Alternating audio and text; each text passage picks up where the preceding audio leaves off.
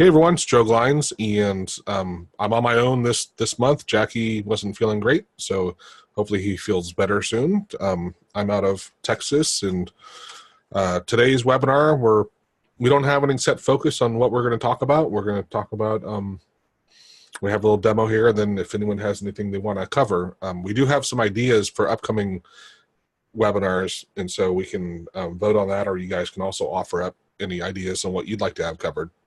And let's go ahead and get going. So, as I said, I'm in Dallas. Been using AutoHotkey for quite a while now.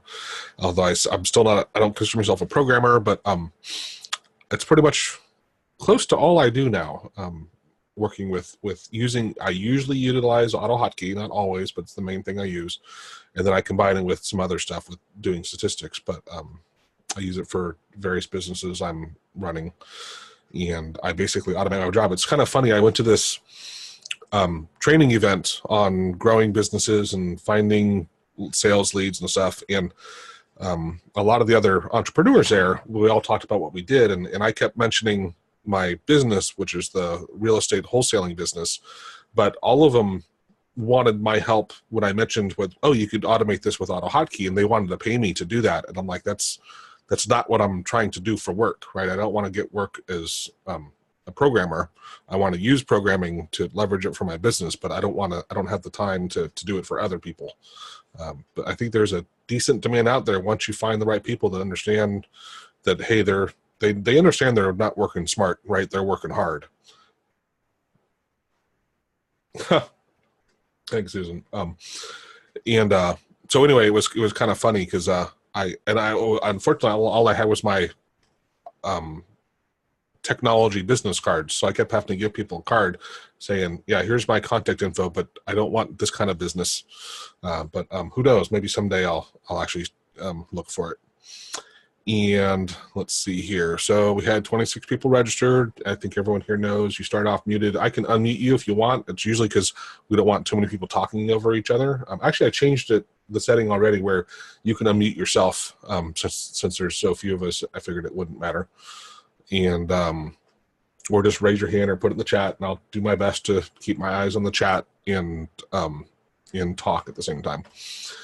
And so let's move forward here. Oh, so you guys have probably heard, but I just want to get this out there that Jackie and I have been doing our quick chats, which aren't always quick. We have them both in MP3 format and video format. If you go to the automator.com/AHK-podcasts, you can see they're downloadable there, or you can watch the video, which is really just Jackie and I talking. For the most part, we don't really share stuff on the screen. The idea is more to have them about audio format. Very little do we do where we're sharing the screen. But here are the first 7 that we've covered. And we're not doing them every week, but we're pretty close. So we've been plugging along on those. The script highlight, I saw this from Lexicos, and it's built into, I think, Site now, as well as Studio has a debugging thing too, but I wanted to demonstrate it. So when you go here to download it, the very first thing you'll see when you read the README thing, it says you also need this other script, this dbgp. And it allows you to basically peek inside your variables and see what values are there and what data is there. So let me do a quick let me bring Studio up. So I have a script here, but let me launch the debug vars. So here's the script, the main script. When I launch it, it looks across all of the AutoHotkey scripts I have running. And then it allows you to peek inside them. So like, here's my menu one, and you can see the variables and their values in there. So it's a cool little script. It can be helpful for debugging or just understanding what's going on. I like it, especially because it goes across scripts. So it's easy to move around and look inside and peek inside different scripts that are already running. And actually, if I like this one, actually I think it is launched right now. But if I reload it, let me hit my hotkey to reload it. You'll see it. Oh, I thought it disappeared. I was doing this earlier. Huh. But this is example, OBJ example. Oh, here it is up here. Okay. Failed to attach. That's interesting. Now, if I right click here and refresh, let's see if now it's down here. There it goes. And now it opened in here and I can see what's in there.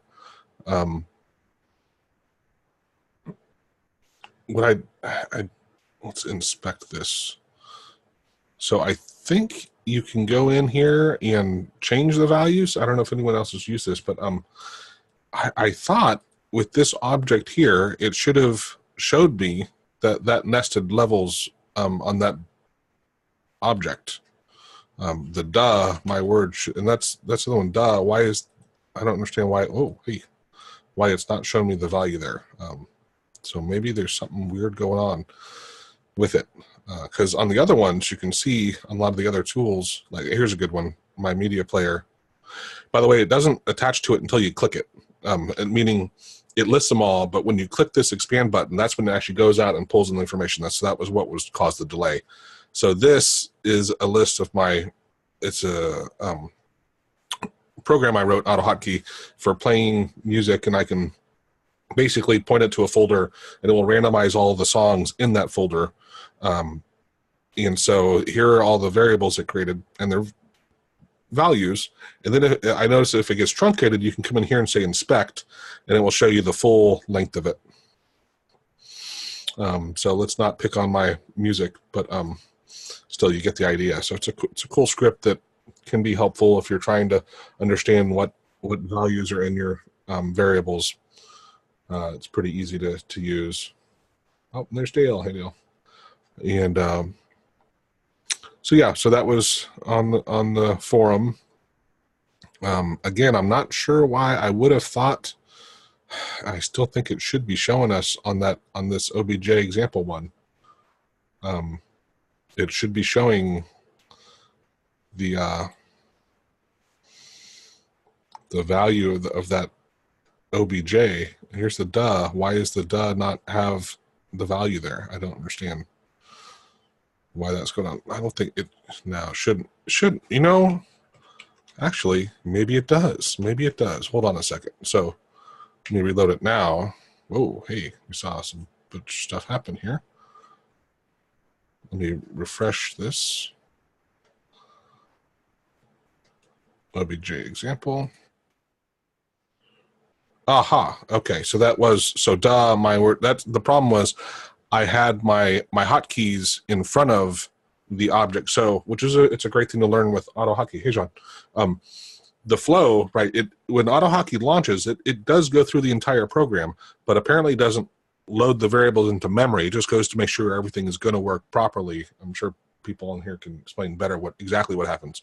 But now that I've put those above my hotkeys, it gets loaded, and my word duh is here, and then now I can expand this and show the values of my object. So again, this is the what was it called? Debug Vars from Lexicos, and pretty cool. Especially, we've all wasted a lot of time examining variables and their data, and so it's a nice, easy way to be able to peek around in your variables and see what's going on. So, as I mentioned, Jackie and I mentioned last time, we kind of had run out of topics that we had thought about covering. Actually, I just remembered one. Now that John's here, he had a good one. I'm going to add it here, which was, what is it called? A self-repeating loop where you dive deeper and deeper. Who can remind me what that is? When the function will call itself. Recursion. Thank you.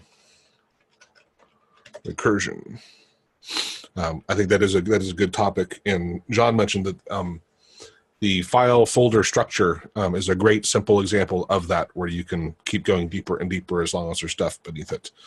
And that is I think it is a good topic to cover as far as, especially for files and folders, but also for variables and for when you write a function, and sometimes you might want to have it be able to call itself over and over, and that one, I understand how it works. I haven't written one myself, and because I think the need just doesn't come up that often. But when it does, it's a beautiful thing, right? Because then it's an infinite number of times it can call itself, and you don't want to be programming that. But we had some other, the try and catch. I think we've of course used that a lot in other webinars, but I think fully going into it and showing demonstrations with it, also showing what you can catch and that you can show the errors, that would be a good one. I think the best practice for running multiple scripts. Oh, awesome, John. Oh, menus and submenus. I like that.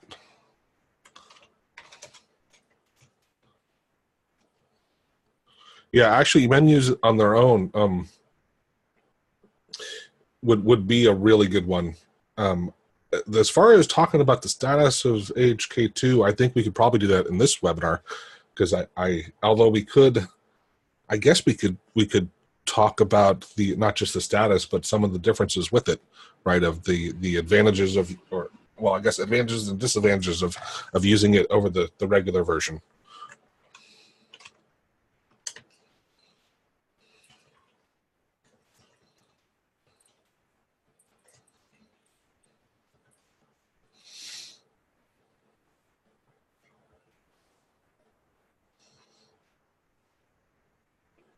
Well, yeah, and it's interesting because your point about getting prepared for the transition, you know, I'm not sure if and when that transition will happen. It's one of those things you would think by now we would have made the switch, but it's one of those. I know when I first started learning Python, they were right in between the 2. I think was it 2.3 or 2.7? I forget what it was, but compared to 3, and the problem was 3. Things were not backward compatible for 2, and so a lot of the Python developers didn't switch over, and it basically took years for Python to get over this hoop of what version are you using. I think they finally have, now everyone uses 3, but for quite a while it really split the community, and because it weren't backwards compatible and things would break, it really divided them up. 2, I think with AutoHotkey, they're more similar than they are different. It's not like it is in Python. Some things definitely go away, from my understanding. And what I like is that they're leaning. It's been written more for using functions and getting rid of a lot of the commands, I believe. Which I love having things as a function instead of having them as a command and having to write them on separate lines. It just seems to open up more doors when you can use it as a function. Does anyone else have any ideas? The menus and submenus, I think that's a great topic, because when I first started building them years ago, it was so confusing to me. And then they were a pain. And then that's actually, honestly, Jean, that's one of the reasons why I love using QAP is I just did it before this call started here. This is my QAP menu, and I built this submenu here. And then I'm like, you know what? I have all these different websites that I build and manage, and I have to have a bookmark to get to each one. And I thought, you know what? I'm just going to build a folder, or I guess a menu. I think it was a folder, and then have my each of them in here. And I did that in seconds, and it was like, man, that's so easy. And of course I can customize the icon for this. Just beautiful job with that again. But I remember I used to do all these things manually, and like with this one. And man, it took me a lot of time to write this out, especially when you have multiple nested levels. It gets so damn confusing when you're writing it by hand, at least to me. You kind of got to build in the opposite direction that you would normally think. But anyway, I think it is a good idea for a topic for a webinar. Does anyone have anything they want to share? Anything fun they did lately? Hold on. There are some commands that are tagged deprecated in the doc. These won't work with 2. Oh, cool. Dale, do you want to go ahead and unmute yourself if you want to? And then if you can, share your screen if you have something actually for us to see.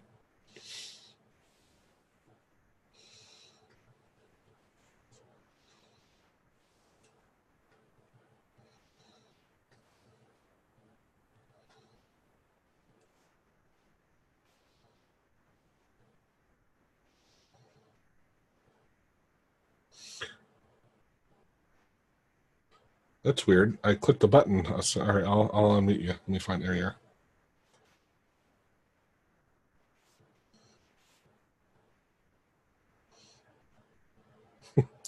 Try it again. I just unmuted you, but it looks like you got muted somehow again. There we go. So you're able to hear me now? We can, yes. All right. Was having a little technical difficulties. It's coming through the speaker in my laptop instead of the external speaker I just jumped on. I've been, we build on the shoulders of other people. Absolutely. And a neat thing, well, I could do it like through like a new email message. I kind of call it like the BlackBerry key press, where when you press and hold a key, it capitalizes it. Oh, yeah. So I don't have to do a shift. Mm-hmm. So, like, I don't know, is my screen being shown? Is it? Hold on. It could be. I don't think so. Oh. Did you share it? Did you, after you know what, let me stop share first, because I think since I'm the host, now that I've stopped share, I think you should be able to share. Do I say start video? No, in the middle of the toolbar, there's a green looking like box, almost like a little house with an arrow on the top. Oh, share. And then after you click that, you have to choose which like desktop or program you want to share. Let's try this. Oh, main screen. Oh. It's coming up. There we go. No, the new share. I did the secondary. Let's try this. Yeah. All right, so is my, like an email message is up? Yes. So if I'm like just typing A, B, C, it's in small characters, but if I press and hold A, it'll capitalize, and Cool. Press and hold B, it'll capitalize, and press and hold C, it'll capitalize. And similar with the, I did it for a bunch of other keys, like, I have 1, 2, 3. So if I press and hold 1, it changes to exclamation. If I press and hold 2, it changes to @ It doesn't change it to a capital 1? Sorry, yeah. No. That's cool. I like it. I can show the code if you'd like. Sure, absolutely. All right. Let's pop this up in here. Yeah. Fine. I can call it BlackBerry, I think. Yeah. And I got this, I got some code.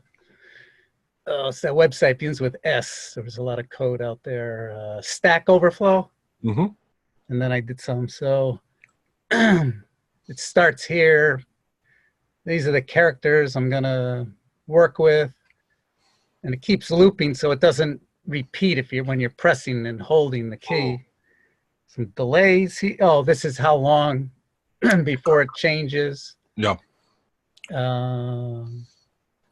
So with the letters, most of the letters, it wasn't a problem. Oh, yeah, here's the letters A through Z. And these were the numbers. You can see in the comments, actually I haven't looked in a while, so there were different offsets. So for the number 2, you had to get the @ sign, you would add 14 to it. Oh man, what a pain. And with the number 6, you add 40 to it to get the caret. 7 and 9, I'm not sure why that is. But like a lot of code, once it's written, yeah, it's such a big help. Because I was injured when I was a kid, so I'm missing a few fingers on my right hand, so it's hard for me to hit the shift key and hit it reliably. So now I could just press and hold the letters. I don't have to hit multiple keys. Very cool. Yeah, honestly, and I don't know if you've released this as it's standalone program, but I could see some people being like, this is really helpful, right? Sure, I'd be happy to share it. A little troubleshooting down here, and sometimes you go back and you look at code. I'm not quite sure how it all. I'm always afraid when I look at the code I wrote. Yeah. Yeah, even if you press and hold the semicolon, it'll change to a colon, single quote, double quote, square bracket, curly bracket. So anything there's a a shift that, Yeah. 2 characters on the key, you could just press and hold it and it'll shift to the next one. Yeah. Yeah, that's neat. Yeah, I got used to it when I had a BlackBerry, and I was like, yeah. And then I saw it, I was like, oh, that was nice. So. Yeah, it's interesting that the offsets aren't always the same, but I guess that's because it's a QWERTY, like not even layout, but yeah, I gotta imagine no matter what keyboard it is, over the 3 is always the pound, no matter where the 3 is, right? But, yes, and for most keyboards, a few laptops are a little different, but so it might have to be tweaked if you have a few different keys. But yeah, so like A through Z, it's just an offset of 16, and so you can see them there. So it works pretty well. Did you look to? Well, never mind. Yeah, I was thinking about the letters. You could have written it where it would go back and highlight it and then uppercase it. But obviously, all the other ones, the numbers and some of the other ones you're talking about, that wouldn't work at all. But yeah, it's interesting. Interesting program, but interesting topic that I could definitely see coming up especially if you have a hard time. Well, I mean, also I think people who hunt and peck too would like that over, they're using one hand a lot more. So, right, you find where the dollar sign is. Now you got to also hit the shift to get it. Mm-hmm. Right, so, right. Yeah, if you just press and hold the letter 4, boom, you got it. So, that's cool. Jean was asking if you could scroll below the while loop. Oh, sure. Down here. I think it ends. Then Mordecai had asked if an array of keys work instead of so many ifs.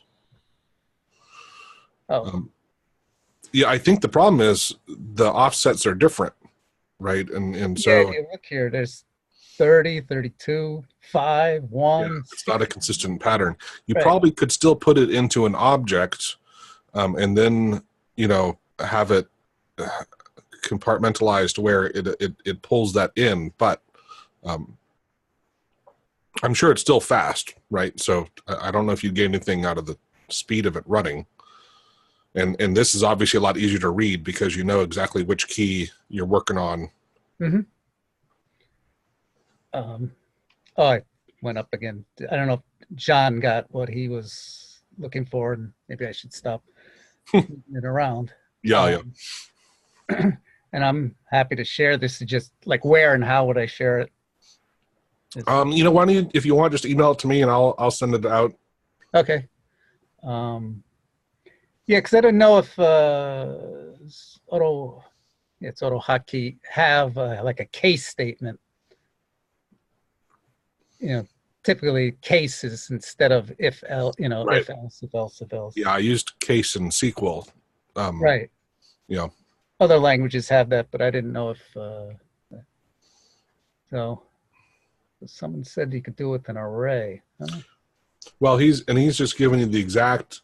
Hey, replace the lower case in the first example, lowercase a with the uppercase a, or the 1 with the exclamation point. So you would be literally sending the keys the values instead of the looking them up with your char ASCII. Oh, I see. Right. So instead of like here, just put the plus key there. Well, what you would do is first create an array like he has there, continuing on with all of your combinations, the key value pairs. Yeah. Right. With the key you're going to hold down, and then the second one's going to substitute for it, and then you would have one somehow detect you're holding down the key, and then that would look up and say, oh, well, see, that's where I guess you would detect that a key is held down. Then you'd have to go see what was held down, then look it up and replace it with the other one. Yeah, I'm not sure how that would work, but it quite often possibly could. And I believe it's up here at the top that it prevents it from repeating. Maybe it's just up here. You know, because I press and hold the key, it doesn't repeat. You know, I guess if I wanted a bunch of $signs here, then I would do shift $sign. But if I just wanted, you know, the one, I press and hold the letter. You see the letter first. Yeah. I don't know if it shows on the screen. You know, it does. I saw it earlier. Yeah. So.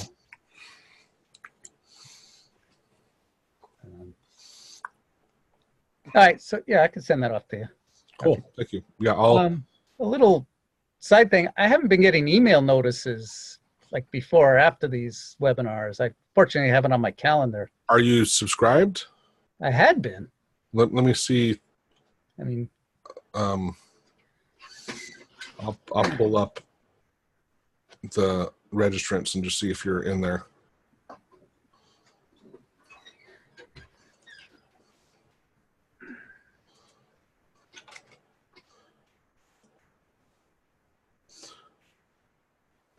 I mean, we don't have to take up the time for that now, but I didn't know if anybody else if other people are getting them, somehow I got off it. First thing I do is say check your spam. Yeah, that's empty. No, interesting enough, you're not. That's when I search in my file and it can't find it. That's the warning I get. No, I don't see you in there. So maybe you were subscribed and then at some point it ran out. I know. Re-sign up again. Yeah. Cool. Awesome. Well, thanks for sharing that. Does anyone have any questions for how he implemented or what it's doing and how it's working? Yeah, if someone wants to take the code and clean it up with an array, you know. Yeah, that's what I was saying earlier. Is often it's a lot of fun to review different ways you could have approached something. Right? It's one of the best ways. I'll tell you, the best way I have learned how I've grown as a programmer is I'll write something myself, and then usually it's like Maestriath. I'll have him, do something else, and he will rewrite what I did, and then I can watch him do it, and I'm like, oh wow, I never would have thought of to do things in a certain way, and yet I can usually understand what he does. It's just it's he's a much better programmer than I am, and it makes me really grow as a programmer to understand different approaches on doing things, especially using objects a lot. Yeah, you gotta get it working kind of quick and dirty, and then you go back and like, I bet I could do this or that. Yeah. Oh. Yeah, and the other thing I'll say is from watching him enough, and he admits this too, is like no matter how good you are, you always go back after and optimize, right? You start off and you're doing stuff, and you might think one level ahead where you're going to create a function right away or do things a certain way, but often you have to go back and restructure things or create some other functions that you realize like, oh, actually this should be a function. I can pass this parameter to it. And it's one of those, don't beat yourself up over not being the best, because everybody goes back and does it over time. Mm-hmm. So, I know Jean's been, by the way, he's been working on redoing QAP with classes, right, Jean? I think of he's incorporating using classes in QAP, and hopefully it'll make his code much more maintainable. I think is his goal. Don't you have a kind of a different topic? You have like a tool you use to like capture parts of the screen? Sure. What tool is that? It's one I hobbled together. It's with AutoHotkey. Oh, I'll put the link in the chat here in a second. Mark's city state. Yeah, Mark, if you but get back to your point, Dale, I'll post a link to it here in a minute. okay. Mark's been working trying to extract data from I think it's from a form or something, but he needs to grab certain pieces of it. I don't know if Mark, if you want to, actually, you can go ahead and try to unmute yourself. You should be, or maybe you are unmuted, it looks like. But if you want to share, if you can share your stuff in your screen. Was there anything else, Dale, on that you want to share? Not right now. Okay.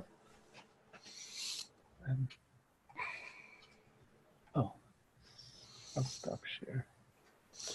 But yeah, Mark, if you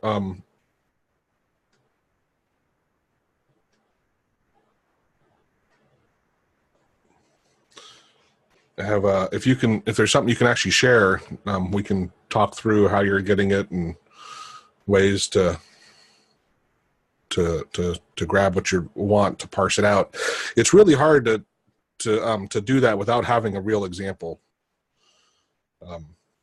Says I can't unmute. Okay, sorry. Let me. Oh, now you should be unmuted. Hello, Joe. Yeah. Hey. Joe. Hey, Joe. What's going on? Not much. How are you? I'm okay. I'm over here at work now. It's actually good because I was trying to pull on that, work on that grab from city and state. I'm actually on my phone, talking to you on my phone, but I'm on my desktop. Sure. Watching. How can I? Yeah. On the toolbar on your computer, there should be in the middle of the toolbar is a green box that has like a little. Oh, you found it. Okay. So let me see.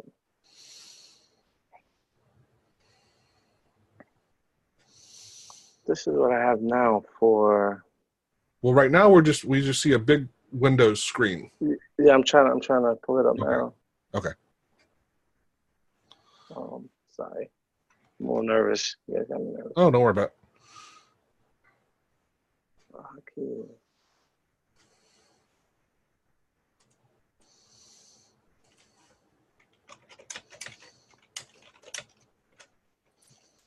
Let's see.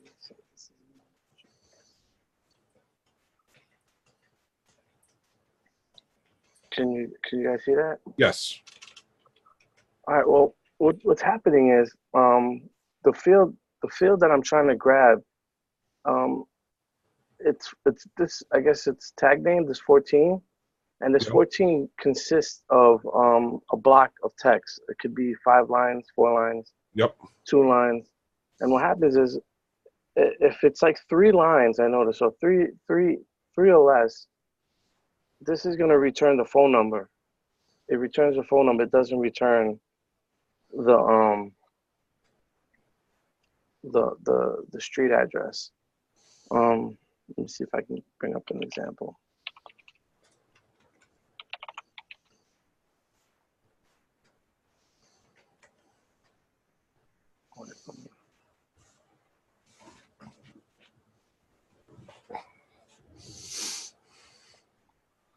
So if I have this, you see how there's 2 lines? It'll give me the number and not the PO box. What can I do? Let's see.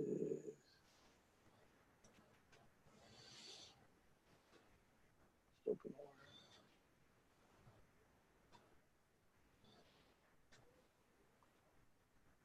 So if I hit let's see, it's gonna make me look like a liar. See, it gives me the number when I run this particular code. And then I have another code for the actual street. I think that one should work. And the street is, wait. Yeah, see, so when I run the one for city and state, it returns this. But when I run the run for the street, it gives me the correct street, but it just doesn't parse out that Alpine, New Jersey. Well, it didn't grab any of the Alpine, New Jersey, whatever, right? That's because it's on a new line, right? So you're parsing it. Because I know if I change these numbers, it will. If I put 1 and 2, sure. I need it to, like, I don't know. Remember in the email that you addressed it and you said if the first line, if the first letter of the second line is a number, it's the street, right? Correct. Well, it just depends, right? It depends on the data. So like usually the first line is going to be a number, right, for the home address, but so then you would just use some logic to say, oh, if it begins with PO, then it's not going to be it's still, I guess, it can go into the street field. I guess it's still just as good as an address. You see, I got this now only because I changed from 2 to 3 to 1 to 2. Yeah, but so line 20, you've taken the data's in grabbed data, and then you're parsing over it by new line, right? And so each line is in the variable line, right? And so when you start going over it, so if you're in the first time through the loop, then you're saying tell it it's the location street, right?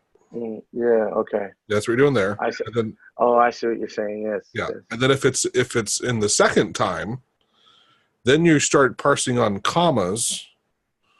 But let's see here. So first split. So your first. Although, actually, at the end, maybe someone else can help me on this, but see at the end of line 25, you have comma and a space, and then the quote. I don't think you want the space in there. Are you trying to remove the space? No, this is Frankenstein code that I found, and I don't even know if I need the space. I know sometimes also when I'm actually using this, you see on line 27, there's a double space in there. Originally, it was a single space and it wasn't working. I had to put another space in there to get it to work.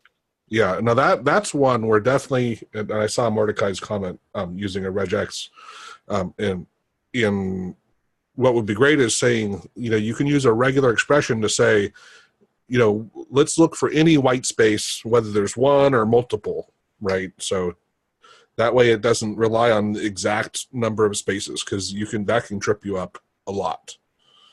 I mean, you're on the general right approach. Yeah, that's the problem I'm having down here, because the website, whoever does the website, they don't update it. I guess they have their own signature. Some put the double space, some don't put the double space. So I was also trying to find a way to make like that a wild card, but I mean, I'm fairly new when it comes to this. Yeah, and it just takes practice, honestly. But regular do you know what regular expressions are? Not really. No, Okay. I would be lying if I said. Yeah. Regular expressions, is it like the equal sign, like the 1 through 9? Well, it's pattern matching, and so you can basically parse text looking for patterns in it, and it's super fun. We have a webinar on it. On my website, I have I'd say like a dozen videos roughly talking about different things with regular expressions. Check out the webinar and the different videos, because I baby step through each little bit, which is I know I've gotten a lot of my code through just like pausing it, rewatching it, pausing it, and rewatching it. Yeah.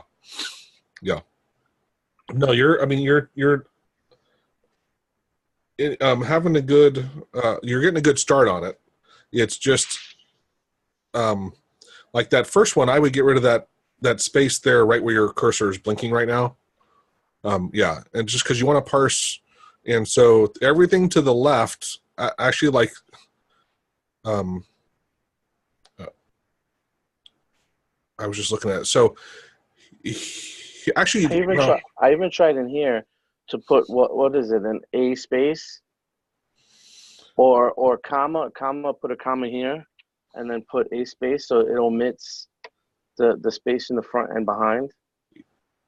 Yeah, I'm not sure, like, protocol with that kind of thing.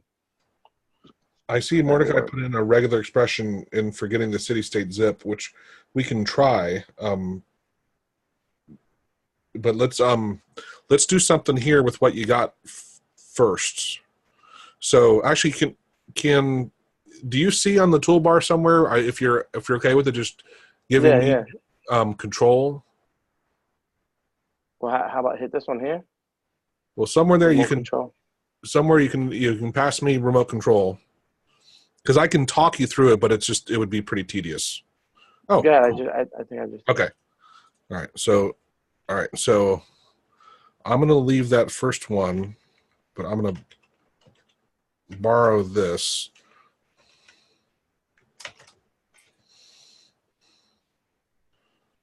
So what's really cool about stir split is one of the things I love about it is instead of doing like you did here, where we said, hey, we're gonna parse it in the comma, and I'm gonna store the results here, and then I'm gonna take the first one, right, and store it, right? Well, I can just do this. I can say, I can just do it like that, right? Because this point one, if I wanted it to be the second one, this would be a 2. Right? So it's nice because I don't even have to save that first thing. I can just directly point to what I want. How do you launch this? Just F5 or? Oh, no, I hit a mouse button on my mouse. Okay, why don't you go ahead and save it and then launch it. Let's see what shows when we run this. It should just put it up in the message box instead of. Oh, what's the message? Oh, it's the other side of the screen. So perfect, right? So that got Alpine, right? Mm-hmm. So that was which is what we wanted. So let's go back to here, right? So that one worked properly.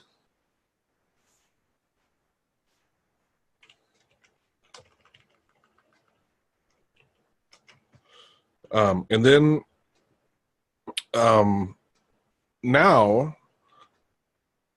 actually, I'm gonna duplicate that whole line. I'm going to go for the second part. Since we're splitting on the comma, this is going to be everything to the right of it. Does that make sense? Yes. So it'll be the NJ space and then the zip code. But what we're going to do is we're going to stir split on that. Stir split. So we're going to split that with the space. Okay. Right now and we're going to access the first one, which is going to give us the state.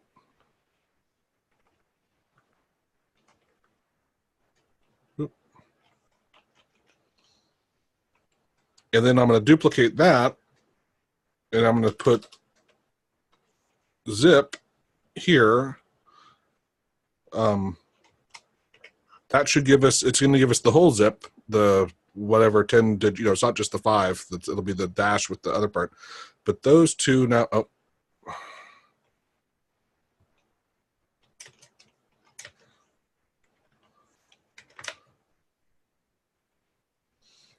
Okay, now go ahead and run that, and we should see the state first, and then the zip code. That should work just fine on that example. At least. No, it came out blank. Okay, well, what comes up next? NJS. And that's it. Okay, well so the NJ somehow, whoa, your thing pasted into there. Can you undo? Oh shit. Oh yeah, because that's what it does. Yeah. Okay. Yeah, no worries. So who knows? What did I goof up? No, I don't. You know, let me. Oh shit. Oh, I got two hotkeys over here.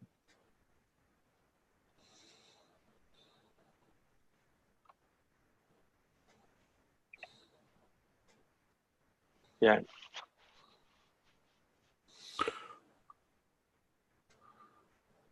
So let's change just. I don't understand why, but let's change just to 2. Let's change just to 3, and now run it one more time.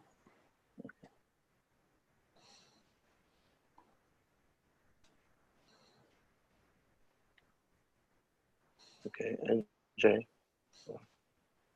Okay. Good, and then the other one got the zip. No, it came out blank. I'm telling you, because it's a double space.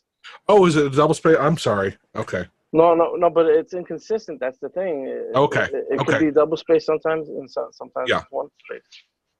Yeah, then that's fine. Then we do need to take like a regular expression approach to it. Let's see what Mordecai. He gave a regex one. Oh, I think he's. This is a tool for showing how things work. If you want to click the link that he put in the chat there, just so you can see it. I can't see chat. Hold on.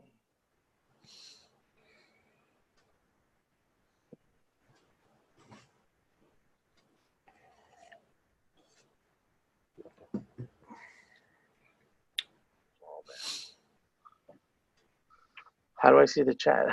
I'm sorry. It's all right.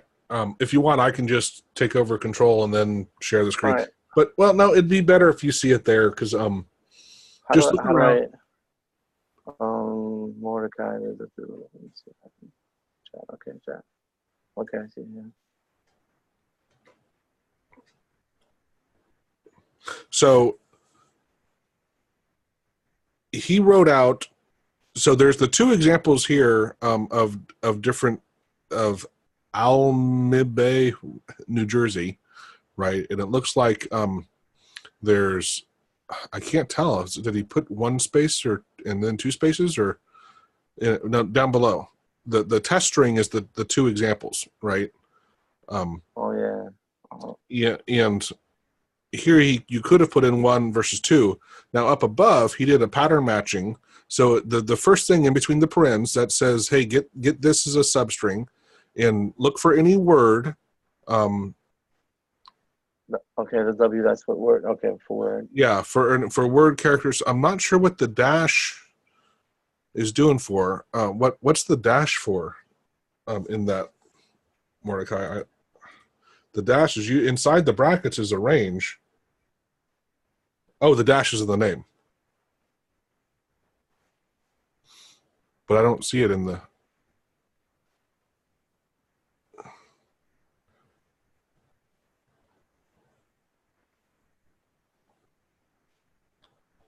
In case there's a star in the name of the city. Oh. Well, I guess I'm confused here. But the star is a wild character for anything. And then see the comma. So I'm looking at the regular expression actually. Arrow over like 5 characters. Yeah, there you go. So one more.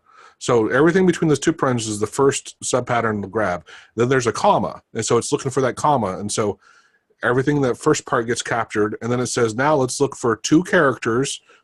He has it as capitals, okay, and any capital letter A to Z, and only 2 of them. So that's what the 2 does, right? In the bracket.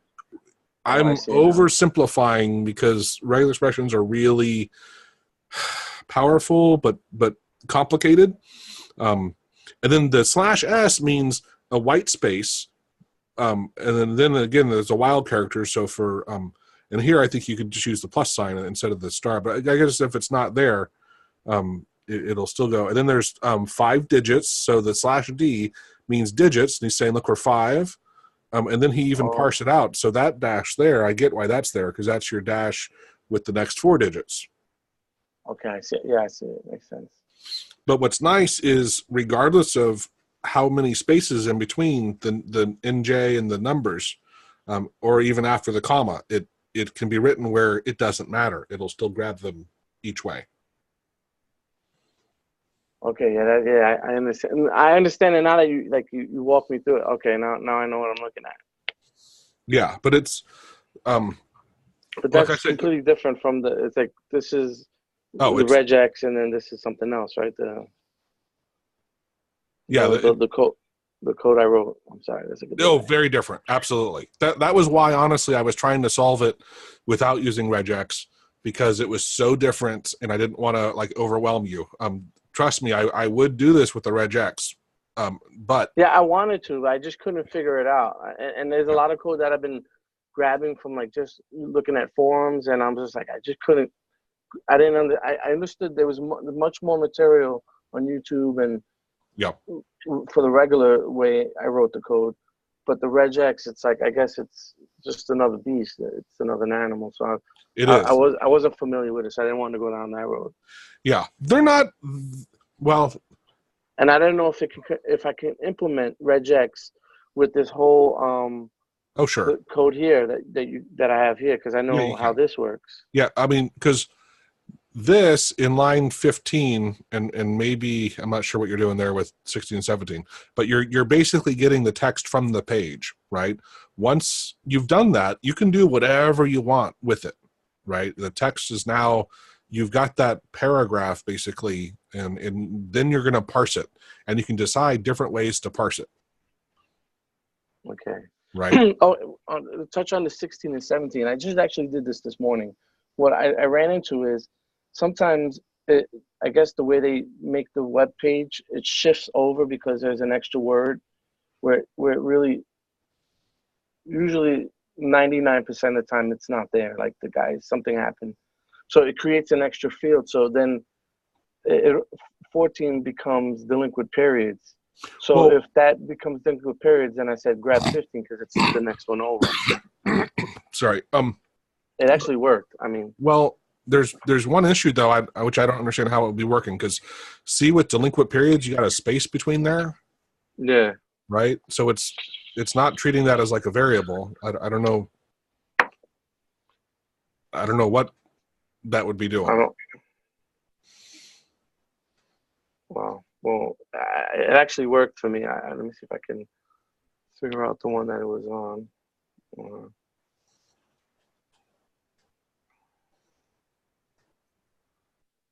I'll give you, let me see.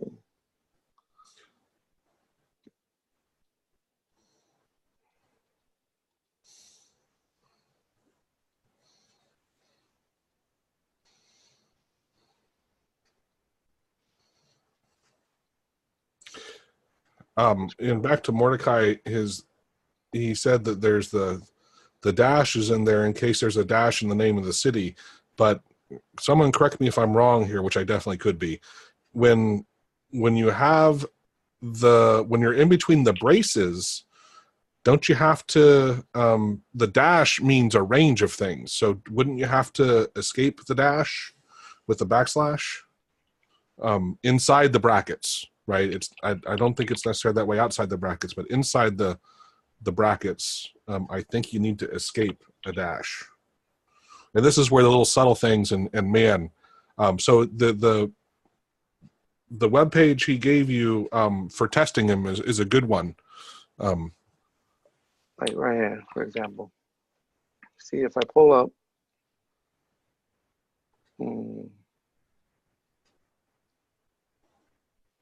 Oh, okay. Thanks, Mordecai.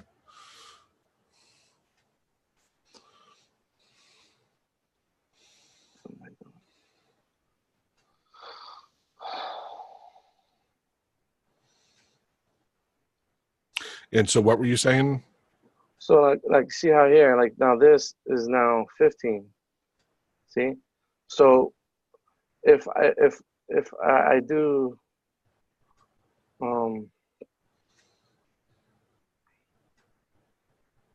so if I do let's take this, comment this out. So if I go to grab it now. Sure, it won't grab it.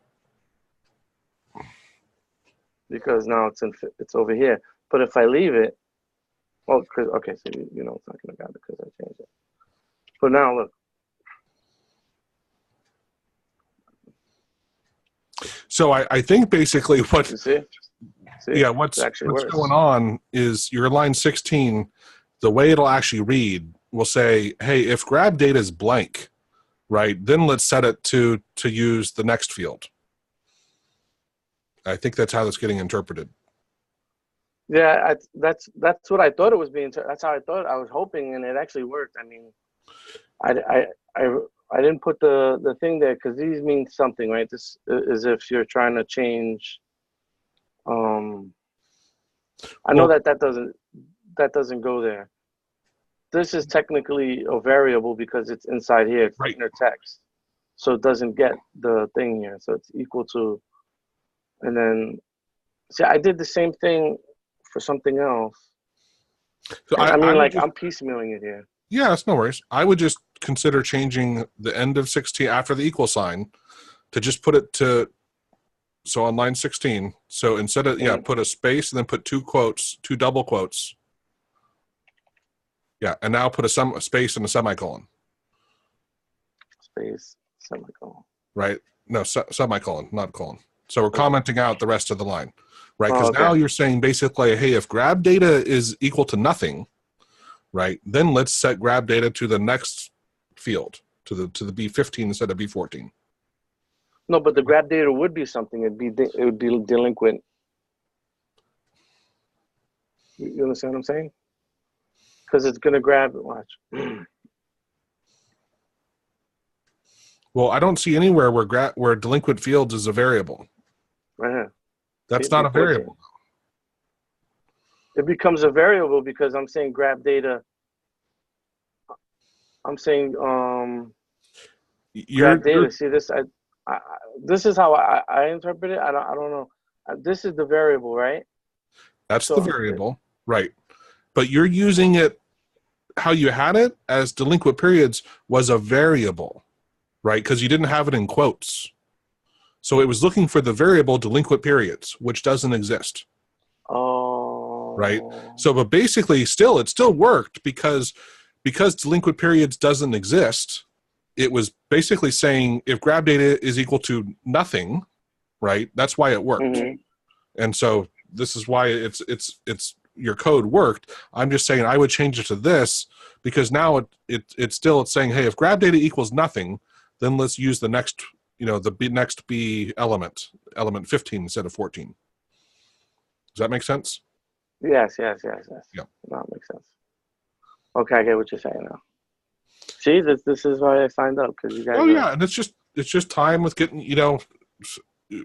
I still say I'm not a programmer, but I've done it enough where I've done these things too. Trust me, it's all getting used to it and understanding and looking at things. And believe me, people, I'll actually, usually this is the other thing is when I go to try to explain to someone my code that's not working, often when I'm talking it through, that's when I realize I did something wrong, right? So one of the best things you can do is they call it bobblehead. There's another term for it too, but bobblehead debugging. You have like a doll or something around, and you literally talk to the doll explaining the problem.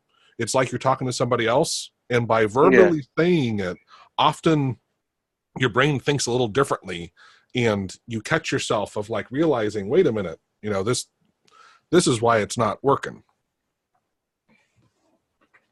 Okay, yeah, it makes sense. Makes sense.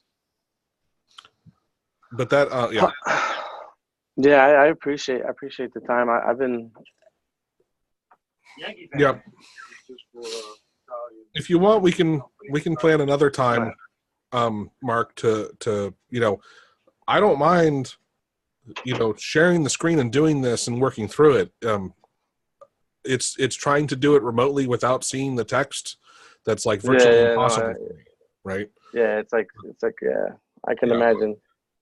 But we can figure out a time. We don't have to do it in the webinar, but we can figure out a time when we can just work through it and get you something that's working reliably. It just takes practice, and you baby step into it. I appreciate you taking the time. Absolutely. You bet. Yeah, I've been chopping away here. A lot of my job consists of importing data and just creating a database. Again, not creating a database, adding to our existing database. Sure. And it's just tedious. If I could just hit a button and import the data, it's like right. Yeah, that's how I started. I was working in technology, but we had to manually do stuff like you're saying, and I'm like, there's no way I'm going to do that. And so that's how I really started learning object-oriented coding. Where there's a will, there's a way, right, Joe? That's right. Yeah. And and you just keep baby stepping into it, and you do a little more and automate a little more, and then manually do the other work, and until you get it more. I also had another one that I created. I think you helped me through. You gave me some advice. Well, I was trying to find the county of a particular, zip code. So if I was looking for a zip code and I seen it was like not a county that I'm familiar with, I'd have to stop what I'm doing to Google it. And this one, I basically imported the whole state, and I can just hit Control-3. A pop-up box comes in. I put the zip code in and hit enter, and then I get a message box with the county. Cool. And it pulls from an Excel file. It's pretty. That's awesome. But thank you for the time. You bet. Does anyone else have anything they want to work on, or something they can show? Anything cool they've worked on lately?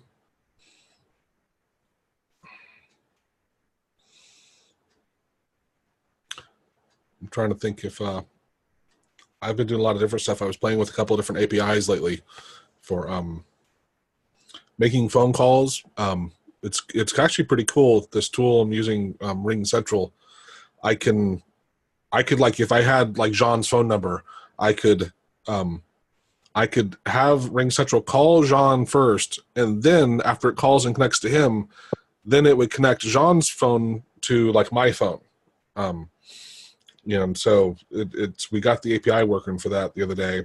It's going to be helpful for our business for calling people back. Cool. Susan, and I don't, maybe I missed it, but on your personal information stuff, if you had some sort of an example that we could go through, I think, so when you wrote me, I believe you said basically things like an IE, you can't copy them, right? You'll look at it and you can't copy it. You can't right click and highlight it and copy it. And so is there a way to programmatically still access that data? I think that would be a fun one to try, but I don't have any examples of cases where I can't do that. So if you had, even if it's just something we can make up, it'd be great to be able to test it, or we can maybe create a fake case and then we can test on that.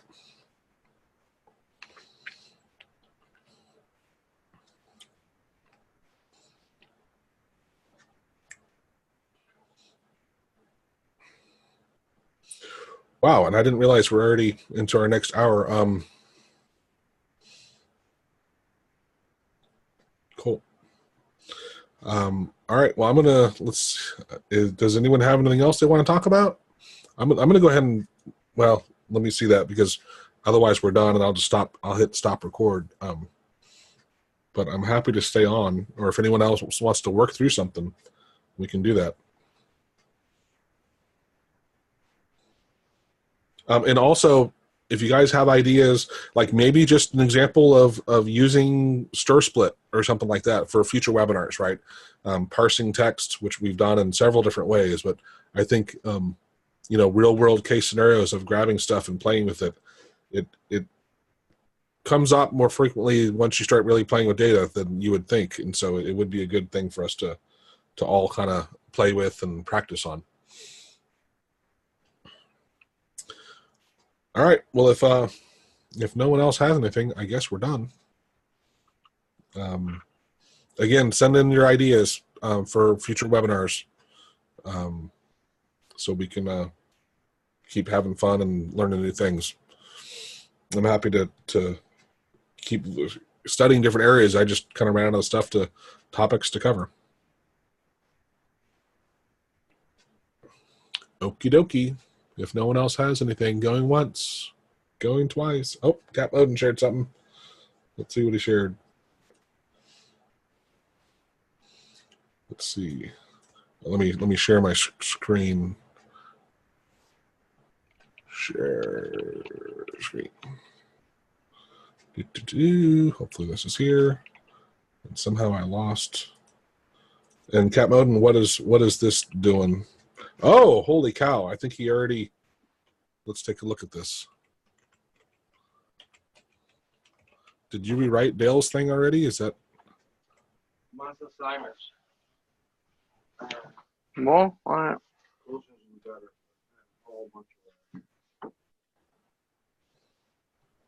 Keep them coming. Yeah, I know, right?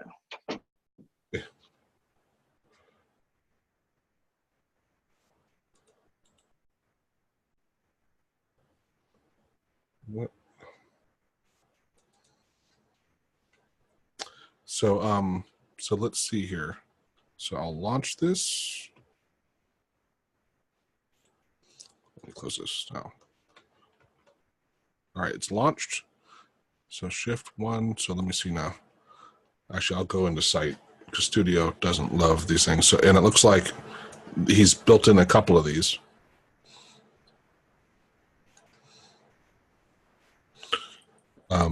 And so 1. Oh, the long hold was a little bit longer than I thought. So there's 1. Let's try 2. 2. He's putting in the double quotes. 3. Pound. So that's working. Oh, and then all the letters. Oh, A and A. Awesome, man. I love working with smart people. That is awesome. So Dale, hopefully you is Dale still on? I'll make sure he gets this. Looks like, oh no, there he is. All right. Dale, that's pretty cool. He rewrote this and it looks like it's already working. So look how much simpler of a program that is. This is why I love doing stuff like this, and people blow me away, their thought process of how they did this. But here's where he put in for the 1, 2, 3. So you'd continue on up in here with these, but the rest, the A through Z, are taken care of for you because they're just uppercasing, of course, their own letter. Man. Yeah, no worries, Mark. He's missing some of the number keys. Yeah, no worries, Cat Moden. That's very cool. Obviously, well, I'd say much easier to maintain once you get the hang of understanding in the object, right? That key value pair, and in understanding this was one of the things I was thinking about was certain keys. Certain keys. You're going to need to wrap them because you can't send the exclamation point easily, right? It's going to think it's a different key. But that is wickedly cool and simple. I would have spent like a week on that, and it still would have looked as nice. So great job. Very cool.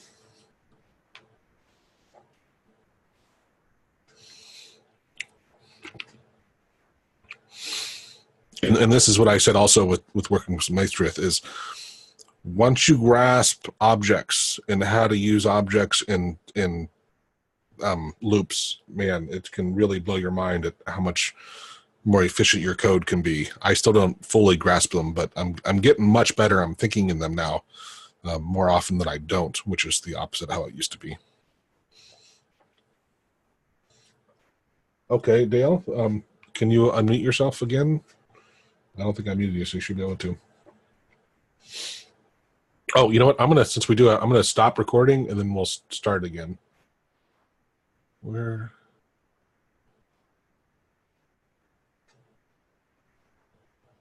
Stop recording.